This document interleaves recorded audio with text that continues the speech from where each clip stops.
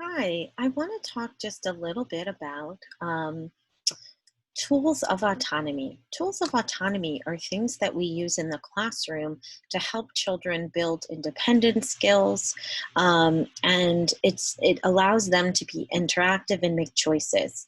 So in the classroom, you might see things like center time tools, attendance charts, job charts, flow of the day, which we talked about a little bit, weekly calendar, community expectations, or a feelings chart. And so those are all important things that I think that we use in school, but I do think that there's also some opportunities for sharing, for using some of these tools at home in a way that makes sense.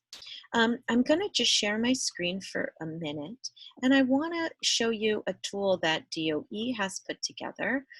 This is about blended learning, but it talks about a school day schedule.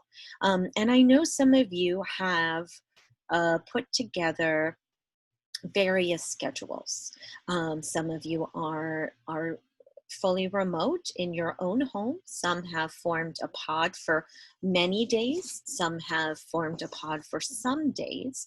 And so this is an example of a school day schedule where you can kind of show during the week what children can expect. When children know what to expect, that's helpful to them. And also, here is a simple schedule you can use in your home for children to kind of see what happened first, what happens next, and what happens after. You can have different interactive things. Velcro tabs is something I use for that, and I'm happy to figure out how to get some to you if that's a tricky thing to do, but tape is fine. So that's an example of a home schedule that you can have. This is just a remote chart, a chart for blended learning that really shares different kinds of aspects of things that you can do with children. And I think that it has some really good ideas, but I also want to show you, and I'm going to change. So this is our remote guide. And we talked a little bit about flow of the day. And this is a way to kind of, what they're suggesting is kind of start thinking about what is it that you do every day. You always wake up. You always have breakfast. And I'm not sure about these other things. You probably always have meals, so you can add that. And you might have a quiet time or a rest time, so you can put that in. And then you can kind of put in other times around those things you know that happen every day. So in school, we have pictures like these to help children show what goes next. And also we have these pictures here that kind of breaks things down into steps.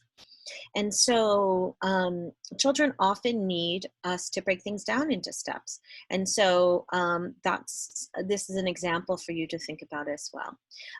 Take the time always to remind your child that you're safe, where they'll be that day so they know who'll be taking care of them that day and what they can expect.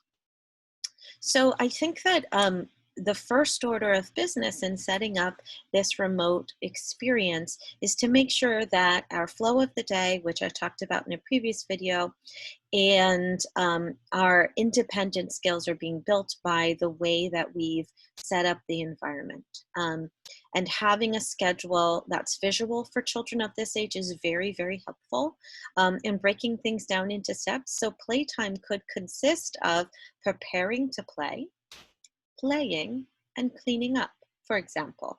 And so having those steps, children who are writers sometimes love to do checks. They may not be able to do things like checks or X's yet.